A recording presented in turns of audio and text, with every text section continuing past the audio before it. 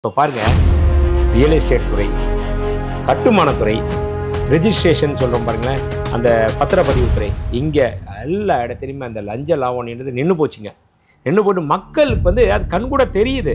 ஆனால் என்னடா அது படத்தில் வர்ற மாதிரி 1,34,000 ஒரு சவரன் போச்சு. இறங்குனது எவ்வளோ வந்துச்சுன்னா 1,21,000 கோயில்கள் மூலியமா வந்த தங்கத்தை எடுத்து 1072 கிலோ, அதாவது 1 டன் தங்கம், அதை ஆல்ரெடி டெபாசிட் பண்ணியிருக்காங்க. பத்மநாப சுவாமி கோயிலில் நிறைய தங்கம் இருக்குது. அவங்க எவ்வளோன்னு சொல்லி இன்னும் டிஸ்க்ளோஸ் பண்ணல. ஏகப்பட்ட தங்கம் இருக்குது. விஜய் சாருடைய ஆட்சி இவருடைய எதை ஞாபகப்படுத்துது அப்படின்னா, நம்ம தமிழ்நாட்டில் காமராஜருடைய மறு உருவம் அப்படின்ற மாதிரி. ஏன்னா தன்னலமே இல்லாமல் எந்த ஒரு மக்களுக்காக யோசிச்சு பண்ணுவோம் காமராஜர். நிறைய விஷயத்தில் நம்ம பார்த்துப்போம், படிச்சிருக்கோம் எல்லாமே. இப்போது இவர் வந்திருக்காரு. சிங்கப்பூரோட தந்தை லீ குவான் யூ, அவரை நினைவுபடுத்துகிறோம். அவர் எப்படி நாட்டுக்காக ஒரு தலைவர்னால் இப்படி தான் இருக்கணும் அப்படின்றத வெளிப்படுத்துகிறோம். அவங்க எல்லாம் அதெல்லாம் அந்த காலம் முடிஞ்சு போச்சு. நம்ம தாத்தா காலம், நம்ம அப்பா காலம், அதெல்லாம் இல்லாமல் நம்ம காலத்தில் ஒரு உதாரண புருஷன்னா கண்டிப்பாக அது நீங்கள் தாங்க. ஹாய் வீவர்ஸ், கோல்டு குரு சேனல் மூலம் உங்களை மீண்டும் சந்திப்பதில் மிக்க மகிழ்ச்சி. தங்கத்தினோட விலை நாளுக்கு நாள் உயர்ந்துக்கிட்டே இருந்தது. திடீர்னு பார்த்தா இப்போ 2-3 மாதமாக கொஞ்சமாக குறைய ஆரம்பிச்சிச்சு. சரி, உயர்ந்தது எவ்வளோ போச்சு அப்படின்னா 1,34,000 ஒரு சவரன் போச்சு. இறங்குனது எவ்வளோ வந்துச்சுன்னா 1,03,000. என்னடா இது 30,000 விலை இறங்கியிருக்கு அப்படின்னு கொஞ்சம் வருத்தப்படுறாங்க. அதாவது யார் வருத்தப்படுறாங்கன்னா, 1,34,000 இருக்கப்போ கொடுத்து வாங்கினாங்க பார்த்தீங்களா, அவங்க வருத்தப்படுறாங்க. அதே 25,000 இருக்கப்போ வாங்கினவங்களாம் சந்தோஷப்படுறாங்க. இன்னும் கூட பரவாயில்ல, நம்ம வாங்கினது 20,000 ஒரு சவரன் வாங்கினோம், இன்றைக்கி 1,00,000 இருக்குது அப்படின்னு திருப்திப்படுத்தக்கூடிய லெவலில் இருக்குது. ஆனால் இதெல்லாம் நம்ம அரசாங்கத்துக்கு திருப்தியாக இருக்கா அப்படின்னா கண்டிப்பாக கிடையாதுங்க. கிடையவே கிடையாது.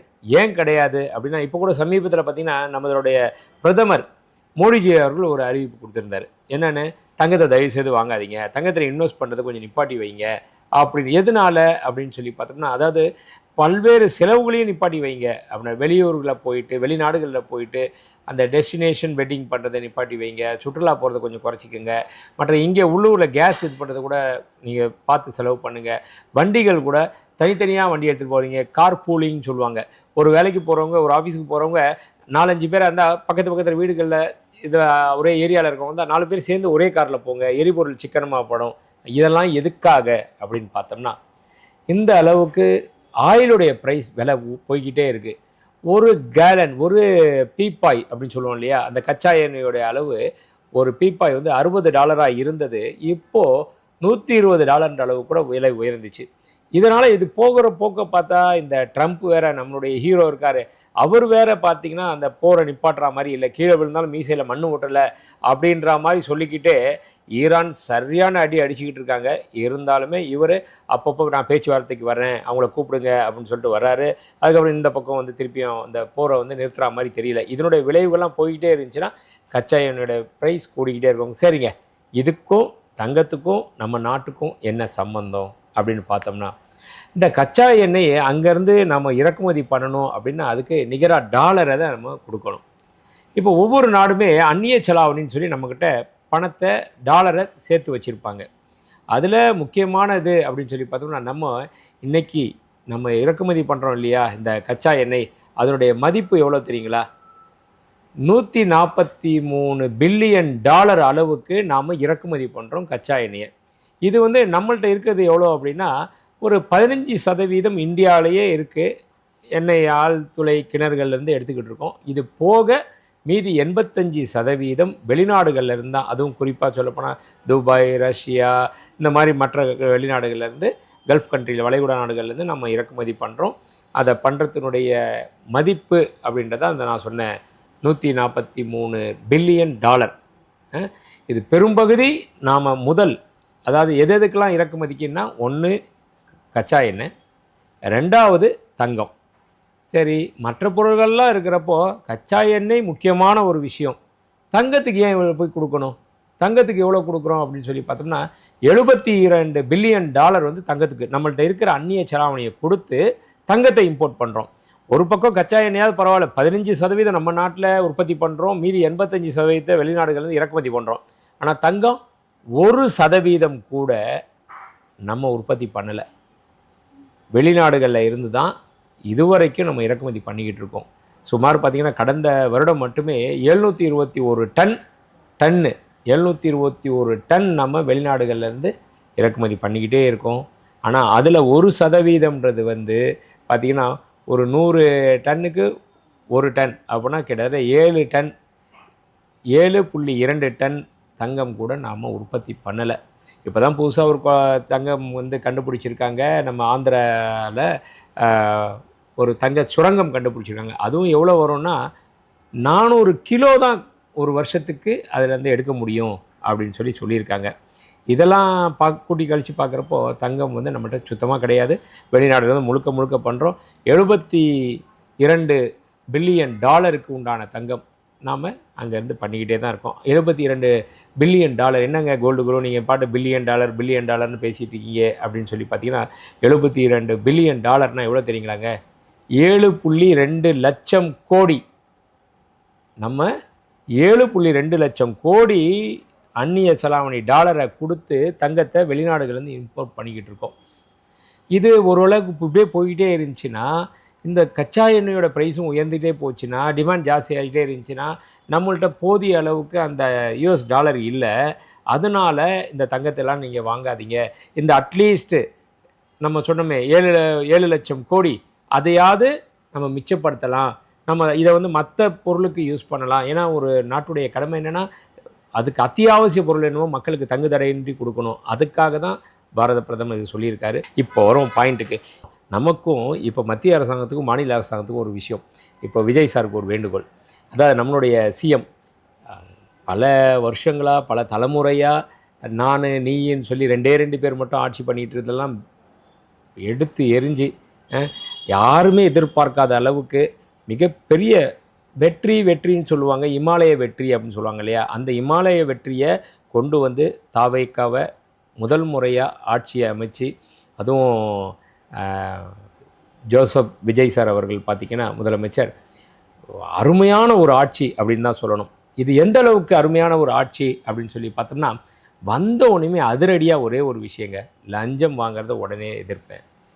ஒயின் ஷாப்பெல்லாம் ஸ்கூல் பக்கத்தில் இருக்கா, கோயில் பக்கத்தில் இருக்கா, அதெல்லாமே கம்ப்ளீட்டாக எடுறா அப்படின்னு ஒரு ஆணை போட்டார். என்ன 3வது விஷயம் பார்த்திங்கன்னா, நான் அதாவது விஜய் ஜோசப் ஆகிய நான் என்ன சொல்கிறேனோ அதுதான். என்னுடைய பேரை சொல்லி அங்கே இங்கேன்னு யாராவது தெரிஞ்சவங்கன்னு சொல்லிட்டு லஞ்சம் வாங்குறது இருந்துச்சுன்னா உடனே அதுக்கு உண்டான ஆக்ஷன் எடுப்பேன். நாங்கள் இதோடைய பிரதிபலன் என்ன ஆயிடுச்சு தெரியுங்களா? இப்போ பாருங்கள், ரியல் எஸ்டேட் துறை, கட்டுமானத்துறை, ரெஜிஸ்ட்ரேஷன் சொல்கிறோம் பாருங்களேன், அந்த பத்திரப்பதிவுத்துறை, இங்கே எல்லா இடத்துலையுமே அந்த லஞ்ச லாவணின்றது நின்று போச்சுங்க. நின்று போட்டு மக்களுக்கு வந்து அது கண்கூட தெரியுது. ஆனால் என்னடா அது படத்தில் வர்ற மாதிரி, படத்தில் கூட பார்த்திங்கன்னா நம்ம அர்ஜுன் சார் நடித்த படம் முதல்வன் படம், அதை எடுத்துங்க, ஒரு நாளில் இது முதல்வன் ஆகிடுவார். ரமணா, விஜயகாந்த் நடித்த ரமணா படம், இதெல்லாம் பார்த்திங்கன்னா லஞ்சம் யாராவது வாங்கினா அவனை பிடிச்சி போட, அவனுக்கு தண்டனை கொடு, அப்படி இப்படி அப்படின்னு போட்டு ஒரு ஃபேக்ஸ் வரும். ஒரு நாள் இந்த இடத்துல இவன் இப்படி பண்ண உடனே ஃபேக்ஸ், அவன் வேலையை விட்டு தூக்கு அப்படின்னு. இதெல்லாம் படத்தில் மட்டும்தான் சாத்தியம். இதெல்லாம் படத்துக்கு நல்லா இருக்கும், நிஜ வாழ்க்கைக்கு நல்லா இருக்குமா அப்படின்னு சொல்லி மக்களே கேட்டுக்கிட்டு இருந்தோம் இல்லையா? அதெல்லாம் உண்மையிலேயேங்க படத்தையும் மிஞ்சிற விஷயமா இங்கே வந்துகிட்டு இருக்கு.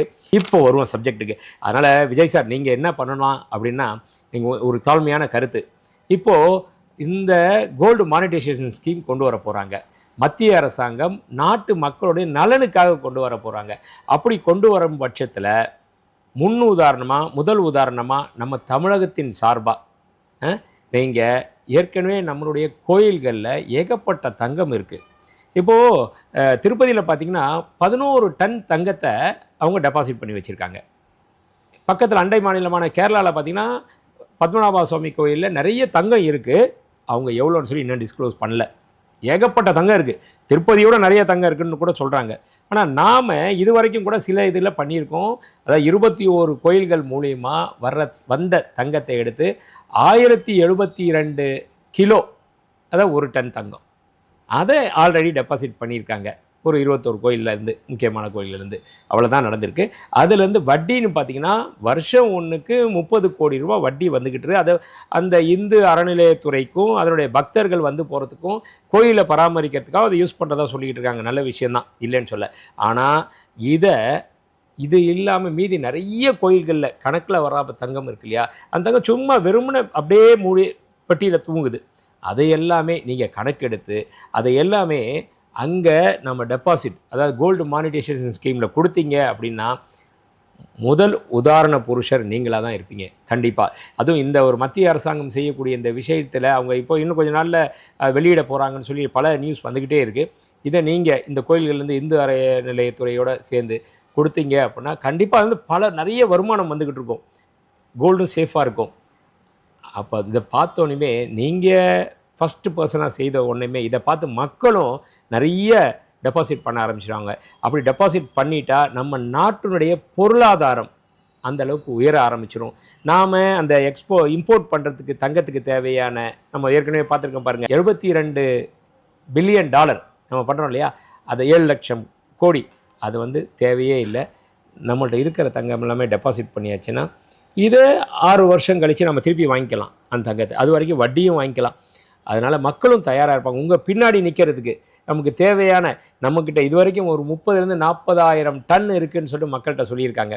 அதில் ஒரு கணிசமான இது தமிழ்நாட்டிலேருந்து வந்துச்சு அப்படின்னா உங்களை பார்த்து மற்ற ஸ்டேட் எல்லாமே வந்துடுவாங்க.